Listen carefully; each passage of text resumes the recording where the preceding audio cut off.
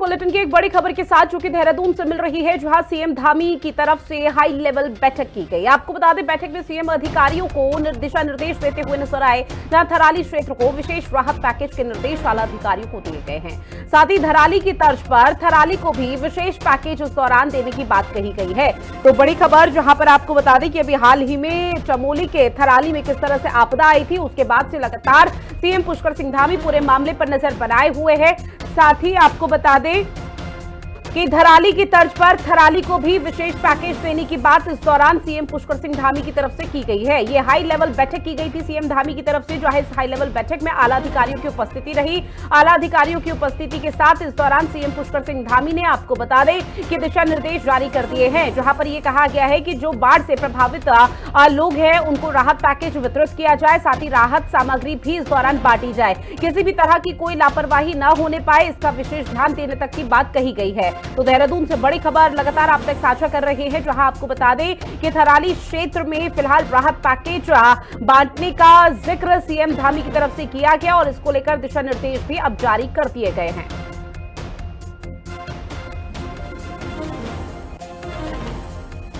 तो बड़ी खबर देहरादून से लगातार आप तक साझा कर रहे हैं। वहीं उत्तराखंड के पूर्व मुख्यमंत्री त्रिवेंद्र सिंह रावत ने डीजीपी को पत्र लिखकर करोड़ों की ठगी के मामले में कार्रवाई की मांग की है। त्रिवेंद्र सिंह रावत ने पत्र में आरोपियों पर कठोर कार्रवाई के लिए डीजीपी से कहा है। साथ ही त्रिवेंद्र सिंह रावत का 18 जुलाई को लिखा हुआ पत्र अब सोशल मीडिया पर खूब वायरल हो रहा है, जिस पर खूब तेजी के साथ बवाल मच गया है। कांग्रेस पार्टी का यह कहना है कि त्रिवेंद्र रावत के डीजीपी को लिखे पत्र से साफ होता है कि राज्य में कानून व्यवस्था की हालत कितनी बदतर हो चुकी है। करोड़ों की ठगी मामले में क्या कर रहा तंत्र? सरकार को घेरता त्रिवेंद्र का डीजीपी को पत्र। त्रिवेंद्र के वायरल पत्र से सरकार बीजेपी असहज। कांग्रेस बोली प्रदेश की कानून व्यवस्था ध्वस्त। उत्तराखंड के पूर्व मुख्यमंत्री और हरिद्वार से सांसद त्रिवेंद्र सिंह रावत ने डीजीपी को पत्र लिखकर करोड़ों की ठगी के मामले में कार्रवाई की मांग की है। 18 जुलाई को लिखे पत्र में त्रिवेंद्र रावत ने पुरोला निवासी अंकित रावत और देहरादून की निवासी एक महिला पर देहरादून के रहने वाले कुछ लोगों के साथ 50 करोड़ रुपए की धोखाधड़ी के मामले का जिक्र किया है। त्रिवेंद्र रावत ने इस मामले में संबंधित थानों में मुकदमा दर्ज होने के बावजूद संतोषजनक कार्रवाई नहीं होने को शर्मनाक और चिंताजनक बताया है। त्रिवेंद्र रावत ने पत्र में आरोपियों पर कठोर कार्रवाई करके उन्हें इसकी जानकारी उपलब्ध कराने के लिए डीजीपी से कहा है। त्रिवेंद्र रावत का पत्र सोशल मीडिया में वायरल हो गया है, जिस पर कर भेजा है। 5 सांसद भेजे हैं, 47 विधायक भेजे हैं, एक युवा मुख्यमंत्री दिया है। तो आखिर हम कर क्या रहे हैं? और इसलिए इसका जवाब जो तंत्र है उसको देना ही पड़ेगा। त्रिवेंद्र सिंह रावत जी ने जो पत्र लिखा है डीजीपी को, उसमें उन्होंने जिस प्रकार से नाराजगी प्रकट की है और जो पता लग रहा है कहीं ना कहीं सत्ता का संरक्षण इस अंकित रावत को है। और पूरे प्रदेश के अंदर ऐसे मामले, हिमांशु चमोली का मामला अभी ताजा है, जितेंद्र नेगी ने जिस प्रकार से आत्महत्या करी, हाकम सिंह, संजय धारीवाल, ऐसे तमाम लोग भाजपा ने पैदा कर दिए प्रदेश के अंदर, जो इस समय सत्ता की हनक में, सत्ता के संरक्षण में अपने आकाओं के कहने पर प्रदेश की जनता का खून चूस रहे हैं। त्रिवेंद्र रावत ठगी मामले से पहले अवैध खनन के मुद्दे को लोकसभा में उठाकर प्रदेश सरकार और बीजेपी को असहज कर चुके हैं और अब करोड़ों की ठगी मामले में पुलिस की लचर कार्रवाई पर त्रिवेंद्र के वायरल पत्र ने बीजेपी और सरकार को कांग्रेस के निशाने पर ला दिया है। देखना होगा कि इस मामले में आरोपियों पर क्या कार्रवाई होती है, जिससे विपक्ष के साथ ही सत्ताधारी बीजेपी के सांसद के उठाए सवाल का जवाब भी मिल सके कि आखिर तंत्र क्या कर रहा है। देहरादून से संवाददाता शुभांगी भट्ट और दीपिका भंडारी के साथ ब्यूरो रिपोर्ट, हिंदी खबर। दिल्ली में उत्तराखंड के 5 सांसदों की मुख्यमंत्री पुष्कर सिंह धामी के साथ बड़ी बैठक हुई, जहां बैठक में पूर्व मुख्यमंत्री त्रिवेंद्र सिंह रावत के नाराज होकर बाहर आने की चर्चा चल रही है। अब इसी मुद्दे पर गदरपुर के बीजेपी विधायक अरविंद पांडे ने कहा कि त्रिवेंद्र सिंह रावत एक ईमानदार, साफ सुथरी राजनीति करते हैं। गदरपुर विधायक ने कहा कि जो चर्चाएं हैं वो काल्पनिक हैं।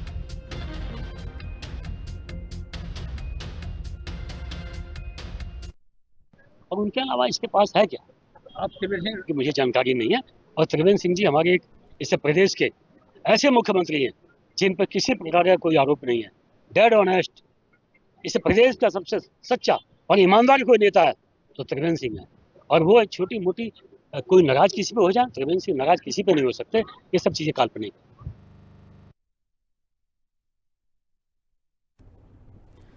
बात अगली खबर की करेंगे, जहां आपको बताते चले कि उत्तराखंड के आपदा प्रबंधन सचिव विनोद कुमार सुमन ने कहा है कि पूरे प्रदेश में इस समय स्थिति नियंत्रण में है। आपदा सचिव ने कहा है कि सितंबर तक किसी तरह से प्रदेश में बारिश का सिलसिला लगातार जारी रहेगा। उन्होंने कहा कि मानसून सीजन में इस बार प्रदेश के कई क्षेत्रों में बड़ी बड़ी घटनाएं घटित हुई हैं और जिन क्षेत्रों में आपदा आई है वहां पर राहत और बचाव कार्य लगातार जारी है।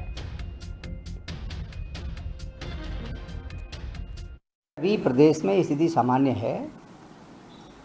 इस बार कई जगह बड़ी बड़ी आपदाएं आई, जैसे धराली उत्तरकाशी में, फिर सियाना चट्टी में झील का लेवल बढ़ गया। अभी 2 दिन पहले धराली में काफ़ी कुछ नुकसान हो गया। फ़िलहाल टीमें लगातार काम कर रही हैं, पूरी मशीनरी सक्रिय है, एक्टिव है। मौके पर सब लोग पूरी क्षमता के साथ काम कर रहे हैं। इस समय कहीं कोई ऐसी चिंता की बात नहीं है, स्थिति सामान्य है।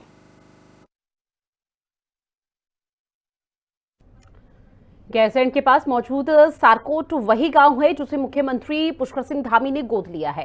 अब इस गांव में 250 से 300 लोग रहते हैं, जहां गांव में हर घर में बिजली और हर घर में नल और जल है। एक महत्वपूर्ण पहलू इस गांव का ये भी है कि यहां पर सबसे युवा प्रधान के रूप में 21 वर्ष की प्रियंका नेगी प्रधान बनी हुई है। अगर स्वरूप की बात की जाए तो पूरे गाँव के मकान एक ही रंग में नजर आएंगे। सरकार भराड़ीसैंण में थी तो मुख्यमंत्री पुष्कर सिंह धामी ने सारकोट गाँव में जाने की योजना बनाई, लेकिन बारिश के कारण गांव की सड़क इतनी खराब थी कि मुख्यमंत्री वहां नहीं पहुंच पाए। अब ऐसे में हिंदी खबर की टीम ने भी सारकोट गांव जाने की कोशिश की, लेकिन कीचड़ होने के कारण गाड़ी फंस गई। हिंदी खबर की टीम गांव तक तो नहीं पहुंच पाई, लेकिन उन्होंने गांव के पास के लोगों से ही बातचीत की।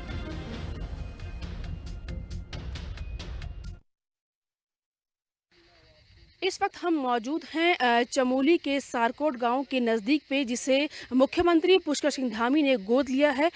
जब से मुख्यमंत्री ने इस गांव को गोद लिया है तब से इस गांव की जो स्वरूप है, जो सुंदरता है वो बदल गई है। क्योंकि देखिए सामने बिल्कुल जो सारकोट गांव है वो मौजूद है।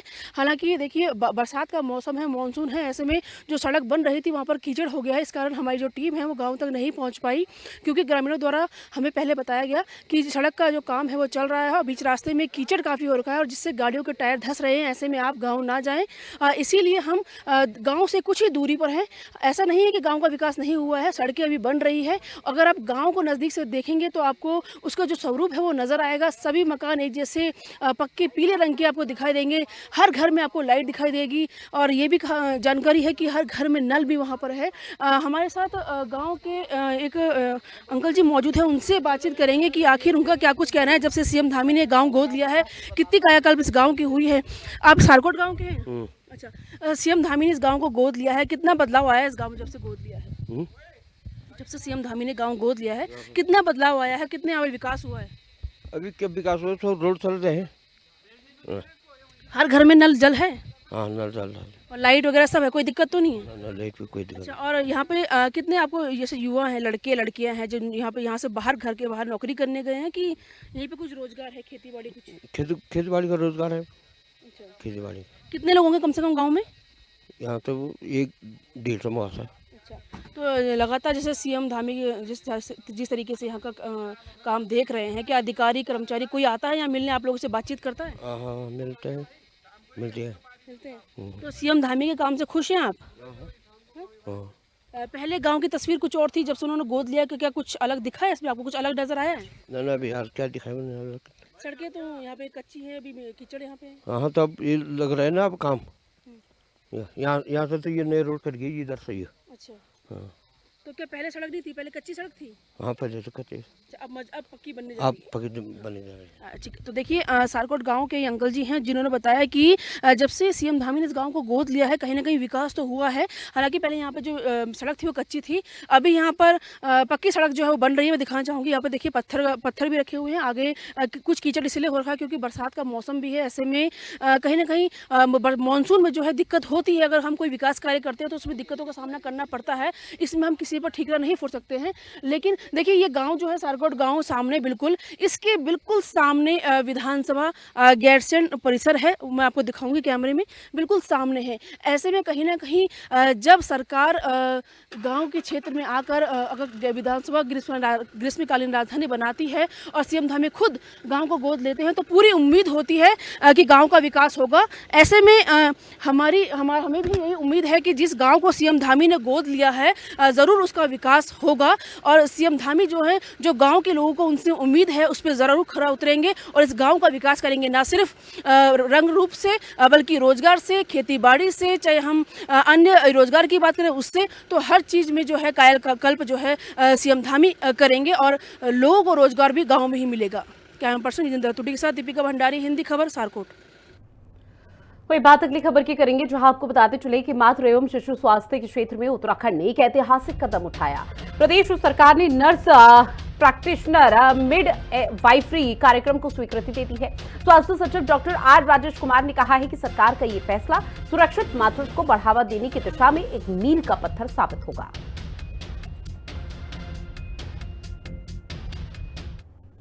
वहीं टिहरी में जनता दर्शन के दौरान जिलाधिकारी ने ज्यादातर विभागों के अधिकारियों के नदारद रहने पर नाराजगी व्यक्त की है। जिलाधिकारी नितिका खंडेलवाल ने कहा है कि लापरवाही अधिकारियों के खिलाफ सख्त कार्रवाई की जाएगी।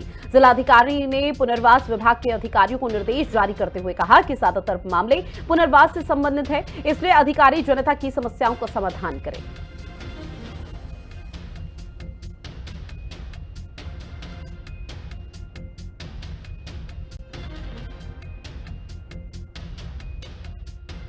पुनर्वास का एक बहुत मेजर मैटर्स आते हैं और पुनर्वास के लिए अब हमने पूरी टीम यहाँ पे बिठा दी है। यहाँ पे हमारे जीएम जो टीएचडीसी के वो हैं, हमारे एससी हैं वो हैं और उनको निर्देशित दिया गया है कि पुनर्वास के अब तक जितने मैटर्स, क्योंकि हम जनता दर्शन में देखें तो हमारे 50% से 60% जो मैटर्स रहते हैं वो पुनर्वास के रहते हैं। तो पुनर्वास की पूरी एक लिस्टिंग हो चुकी है। प्रभारी अधिकारी को निर्देशित किया जा चुका है कि जो जून से लेके अब तक जो मैं अभी अपने कार्यकाल की बात करूंगी कि उसमें जितनी भी पुनर्वास की शिकायतें आई हैं उसका सबका निस्तारण आख्या बनाते हुए उसको पुटअप करेंगे।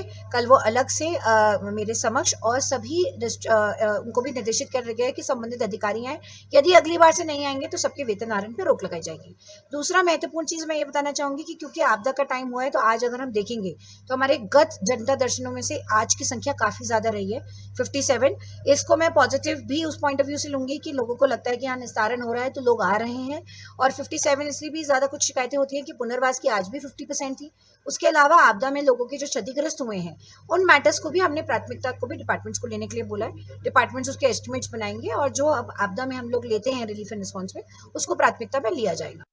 टिहरी जिला अधिकारी नितिका खंडेलवाल की अध्यक्षता में आज जनता दर्शन शुरू किया गया। जनता दर्शन में पुनर्वास के विभाग के अधिकारियों द्वारा लापरवाही बरती जा रही है। लगातार पुनर्वास विभाग के अधिकारी जो है सोमवार को जनता दर्शन में नहीं आते हैं, जिससे जिलाधिकारी ने कहा कि अगली बार अगर इस तरह का कदम अधिकारियों द्वारा उठाया गया तो उनका वेतन रोकने की उन्होंने बात की। साथ ही जिलाधिकारी ने आपदा से संबंधित जो है बैठक अधिकारियों के लिए बैठक में उन्होंने कहा कि अधिकारी जहाँ भी कोई अगर कहीं दिक्कत हुई है, कहीं आपदा आई है तो उसका तत्काल जो है संज्ञान ले, अधिकारी एस्टिमेट भेजे ताकि उस जगह को हम सुचारू ढंग से कर सके। उन्होंने कहा कि आपदा को देखते हुए जिला प्रशासन में अलर्ट मोड में है। जहाँ भी रोड अगर बंद होगी, कहीं सड़कें अगर बंद होती है, कहीं कहीं दिक्कत होती है तो उसको खोलने का काम किया जा रहा है।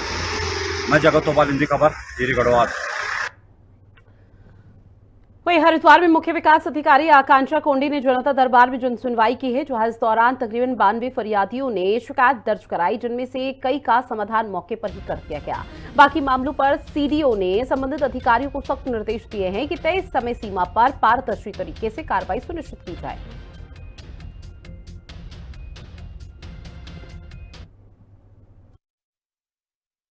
देखिए, आज जन सुनवाई में हरिद्वार में टोटल 92 शिकायतें आई हैं, जिसमें मुख्यतः जो है ज़मीन से लेके और जल है, पानी की समस्या, ज़मीन की समस्या, रोड है उनकी समस्या, ऐसी समस्याएं जो आई हैं उसमें सभी संबंधित अधिकारियों को तत्काल निराकरण के लिए आदेश दे दिए गए हैं। इसके अलावा सभी अधिकारियों को ये भी निर्देश दिया गया है समय समय पे जो हमारी सीएम हेल्पलाइन पे जो कंप्लेंट आती है उसमें भी वो पर्सनली सभी शिकायतकर्ताओं से बात करें और उनको निराकरण करें और उसका संतोषजनक जो है उत्तर दें। उसके अलावा हमारी यूसीसी के रजिस्ट्रेशन के लिए भी हम लोग ने डिस्कस किया है, सभी अधिकारियों को बता दिया है, जितने भी उनके बेनिफिशियरीज हैं उनको भी मोटिवेट किया जाए ताकि वो यूसीसी के अंतर्गत अपने मैरिज रजिस्ट्रेशन करवाएं और उसमें हमने आंगनबाड़ी और हमारे आशा वर्कर हैं उनको भी मदद दी। चंपावत जिले में 4 ब्लॉकों के शिक्षकों ने राजकीय शिक्षक संघ के बैनर तले खंड शिक्षा अधिकारी कार्यालय पर धरना प्रदर्शन किया। 3 सूत्रीय मांगों को लेकर शिक्षकों ने प्रदर्शन किया, जहां जिले के लगभग सभी स्कूलों में ताले लटके रहे। छात्र स्कूल तो आए पर वहां पर कोई शिक्षक नजर नहीं आया।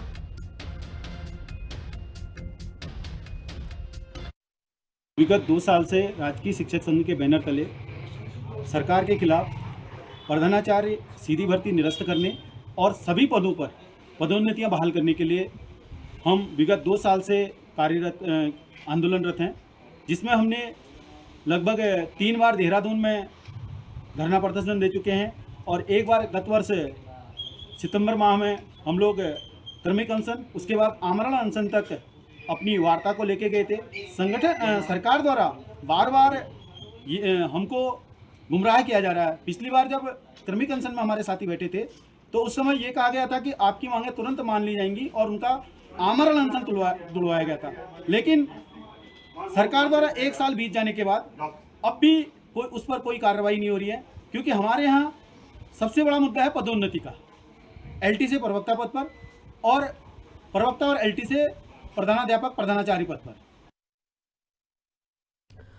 अब बात करेंगे हल्द्वानी की, जहां जिला विकास प्राधिकरण की मनमानी को लेकर भीमताल के पांडे गांव से आए किसानों ने विरोध दर्ज कराया। किसानों ने उनके राजस्व गांव की कृषि योग्य भूमि की खरीद और बिक्री पर लगाए गए रोक का विरोध किया है।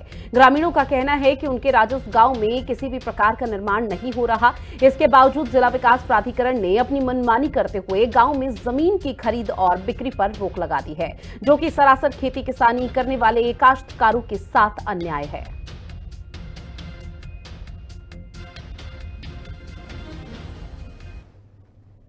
मामला तो डिटेल में मैं नहीं बता पाऊंगा, क्योंकि ये भीमताल क्षेत्र का है, मेरे क्षेत्र से बाहर का है। लेकिन काफ़ी लोग आए थे, उन्होंने एक एप्लीकेशन मुझे दी है और एप्लीकेशन में उन्होंने ये कहा है कि वहाँ पे कोई भी निर्माण से संबंधित कोई भी वहाँ गतिविधियाँ नहीं हो रही है, लेकिन उसके बावजूद भी सचिव महोदय द्वारा उस पर रोक लगाई गई है। तो ये पूरा मामला चूँकि मेरे संज्ञान में नहीं है, एक बार इसकी जाँच भी करवा लेंगे और सचिव महोदय से भी वार्ता कर लेंगे कि क्या पूरा प्रकरण है, और अगर इनकी बात अगर सच है तो फिर उसमें भी विचार किया जाएगा। अगर कोई निर्माण नहीं हो रहा है तो रोक लगाने का कोई मतलब नहीं है। हमारी ये समस्या है कि हमारी जमीनों पर जो पुश्तैनी जमीन है उसमें रोक लगा दी गई है। अब ये रोक किसने लगाई, कब लगाई, क्या लगाई? 1 हफ्ता पहले हमें वो आया कि तुम्हारे जमीन पर रोक लगा दिए। अब हम कोई अपने बच्चे के लिए कोई कॉटेज बनाया या कुछ बनाया, ये नहीं बना सकते आप, क्यों हमने रोक लगा दी, जबकि हमने अपना जमीन बेचा नहीं है, हमारी पुश्तैनी जमीन है सब। अब ये चाहते हैं कि हम वो रोक हट जाए और हम अपना सोचा से खेती बाड़ी वो करें। मेरी जमीन है वहाँ पे। अभी हमने देखा था कि एक प्राधिकरण का पत्र है कि जिसमें कि हमारी भी जमीन थी, उसमें कुछ वहाँ पे अवैध कॉलोनी का निर्माण हो रहा करके, परंतु मेरी जानकारी जहाँ तक है मैंने नहीं देखा वहाँ पे कि कोई निर्माण कार्य हो रहा होगा, कुछ नहीं हो रहा। हमारी खेती की जमीन थी वो, तो कुछ बंजर पड़ी है कुछ टाइम से। आजकल देख लो जंगली जानवर आते हैं यहाँ पे। नहीं, प्रशासन तो गया, अवैध निर्माण में उन्होंने रोक लगा रखी है।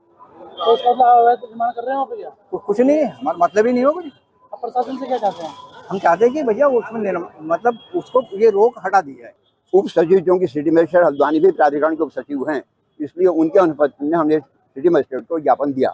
समस्या ये है, जिला प्राधिकरण ने बिना किसी कारण के, बिना किसी तर्क के, बिना किसी संगतता के हेरफेर के आधार पर राजस्व गाँव पांडेगांव जो है उसमें किसानों को की भूमि क्रय और विक्रय पर प्रतिबंध लगा दिया है, ये कहते हुए कि साहब कोई कॉलोनी विकसित हो रही, जबकि आज तक कोई कॉलोनी वहाँ विकसित नहीं हुई है, अब भी कोई कॉलोनी विकसित नहीं हो रही है।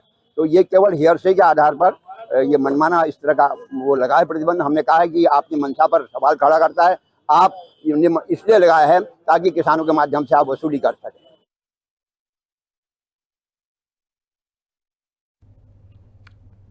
अब पढ़ेंगे अगली खबर की तरफ, जहां जल संस्थान विभाग का कार्यालय लोहाघाट नगर से लगभग 2 किलोमीटर दूर चांदमारी में खोला गया। आपको बता दें कि नगरवासी लंबे समय से जल संस्थान के अधिकारियों से कार्यालय को नगर में संचालित करने की मांग कर रहे हैं, लेकिन कोई संज्ञान इस पर नहीं लिया गया, जिस पर लोहाघाट विकास संघर्ष समिति ने जल संस्थान कार्यालय जाकर कार्यालय को लोहाघाट नगर में संचालित करने को लेकर ज्ञापन सौंपा। जैसे कि आप जानते हैं कि लोहाघाट संघर्ष समिति हमेशा जन मुद्दों को उठाती रही है। तो जैसे कि खुकी साजी ने बताया, हमारी और भी 2 मांगे थी जो हमने पिछली बार भी उठाई थी। हमने बोला था कि हमें लगातार पानी मिलना चाहिए, नगर की जनता को लगातार पानी मिलना चाहिए, और अधिकारियों ने हमें आश्वस्त किया था कि हर तीसरे दिन लगभग पानी आएगा लोहाघाट में। हालांकि काफ़ी वार्डों से हमें शिकायत मिल रही है कि वो पानी रेगुलर नहीं आ रहा है। तो हमारी ये मांग है कि इस पानी को भी रेगुलर किया जाए, और जहाँ पर भी लीकेज की समस्या है उन लीकेज को तुरंत दूर किया जाए, ताकि लोहाघाट की जनता को पानी समय पर मिलता रहे। और जैसे कि ये बिल भरने की समस्या है, लोहाघाट से इतनी दूर ऑफिस है, तो ये तो मतलब एकदम अधिकारियों को समझना चाहिए कि जब आधी से ज़्यादा जनता लोहाघाट में रहती है तो फिर ऑफिस को इतनी दूर खोलने का कोई मतलब नहीं है, और इसको जल्दी से जल्द लोहाघाट की बीचों बीच शिफ्ट किया जाए। बहुत पुरानी मांग है। हमने आज जल संस्थान कार्यालय में ज्ञापन दिया और अपनी समस्याओं से अवगत कराया। हमने कहा कि हमारी माताएं, बहनें, बुजुर्ग जो हमारे सीनियर सिटीजन हैं वो यहाँ तक नहीं पहुँच पाते, क्योंकि ये शहर से 2 से 3 किलोमीटर दूर है, और ये हमारी काफ़ी पुरानी मांग है। हम चाहते हैं कि इस कार्यालय को लोहाघाट नगर के बीचों बीच में स्थानांतरित किया जाए, और लोगों को काफ़ी परेशानी है, दूर का मामला है और आ नहीं पाते हैं। वर्षों पुरानी हमारी ये मांग है। हम बहुत टाइम से इसमें लगे हुए हैं कि ये कार्यालय लोहाघाट नगर में आए, और हम चाहते हैं कि शीघ्र ये कार्यालय वहाँ आए और लोगों को सुविधाएं मिले, जिससे कि वो टाइम से अपना बिल जमा कर सकें, और यही हम चाहते हैं और जनता की मांग है। अगर हमारी मांग नहीं मानी जाती है तो हमने इनको 15 दिन का टाइम दिया है। 15 दिन बाद हम यहाँ पर धरना प्रदर्शन करेंगे और इधर ही बैठेंगे। वहीं कैबिनेट मंत्री गणेश जोशी ने गोरखाली सुधार सभागार में आजाद हिंद फौज के शहीद मेजर दुर्गा मल को उनकी 81वीं पुण्यतिथि पर श्रद्धांजलि अर्पित की। ये कार्यक्रम उत्तराखंड राज्य नेपाली भाषा समिति और अन्य संगठनों ने आयोजित किया है, जहां कार्यक्रम के दौरान विभिन्न स्कूलों के विद्यार्थियों ने देशभक्ति गीत और प्रस्तुतियां भी दी। साथ ही स्वतंत्रता सेनानियों ने परिवार और प्रमुख हस्तियों को सम्मानित भी किया।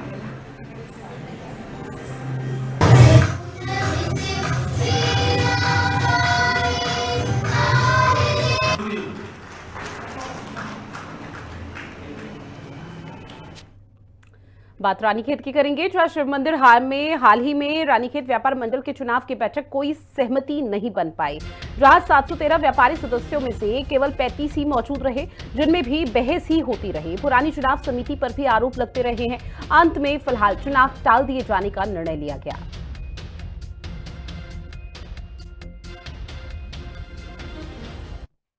चुनाव समिति और जिला व्यापार मंडल द्वारा यहाँ पर चुनाव को संपन्न कराने के लिए, और यहाँ पर अपने जो यहाँ पर अनियमितताएं व्यापार संघ पे अनियमितताओं के आरोप लगे थे IMA में, उस संबंध में एक बैठक विस्तारण किया जाए। लेकिन एक बात है कि मौसम की वजह से और कई कारणों से यहाँ पर जो है व्यापारियों की संख्या कम थी, उसके बावजूद जो हमने प्रयास किया कि यहाँ पर चुनाव समिति का गठन किया जाए, तो उसमें चुनाव समिति के लिए कोई बहुत पॉजिटिव रिस्पॉन्स नहीं आया, और जो भ्रष्टाचार वाले मैटर थे उस पर भी जो है कोई ऐसा रिस्पॉन्स नहीं निकल पाया। तो सभी जो चुनाव समिति के जो पुराने सदस्य थे और जिला व्यापार मंडल के सदस्य थे, उनकी सहमति से हमने ये निर्णय लिया है कि चुनाव का को कुछ समय के लिए पोस्टपोन किया जाए, और उसके बाद जो है फिर ये अपनी सब चीज़ों को लिपिबद्ध करके ठीक तरीके से करने के बाद इसके दोबारा से चुनाव के लिए प्रारंभ किया है।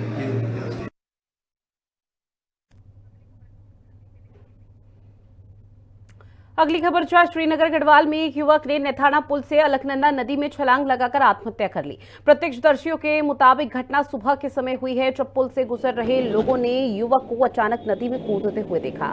युवक की पहचान सुपाड़ा निवासी के रूप में की गई है, जो पेशे से वाहन चालक था। घटना की सूचना मिलते ही पुलिस और आपदा प्रबंधन दल मौके पर पहुंच गए और नदी में सर्च अभियान चलाया गया। खबर लिखे जाने तक युवक का कोई सुराग नहीं मिल पाया था। पुलिस की छानबीन में सामने आया है कि युवक कई दिनों से मानसिक तनाव में चल रहा था। फिलहाल पुलिस मामले की गहनता से जांच कर रही है।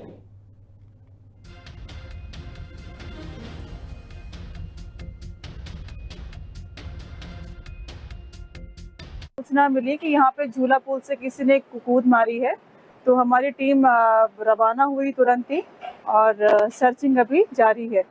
मैम मौके पर कुछ एविडेंस मिले हैं या कुछ सामान छोड़े? वीडियो किसी ने बनाया है उनका, तो एक शॉर्ट सा हमारे पास है उसका वीडियो, और बाकी सामान वगैरह तो कुछ भी अवेलेबल नहीं हुआ, लेकिन लोगों ने जो आसपास लोगों ने देखा उन्होंने बताया कि हाँ एक व्यक्ति ने यहाँ से कूद मारी है। क्या वो लग रहा है कि बहाव को लेकर के किस तरीके का? देखिए पानी का बहाव तो बहुत तेज है और बहुत टफ है यहाँ पे उनका मिलना। सर्चिंग अभी लेकिन जारी है। एक व्यक्ति ने छलांग मारी है झूला पुल से नेथाड़ा। नाम अनिल रावत बता रहे हैं, उसका नेथाड़ा का है, ड्राइवर है शायद। और जैसी सूचना मिलने के बाद हमने तुरंत कार्रवाई की और हमारी टीम सर्च के लिए तैयार है और अलग अलग जगहों पे बटी है।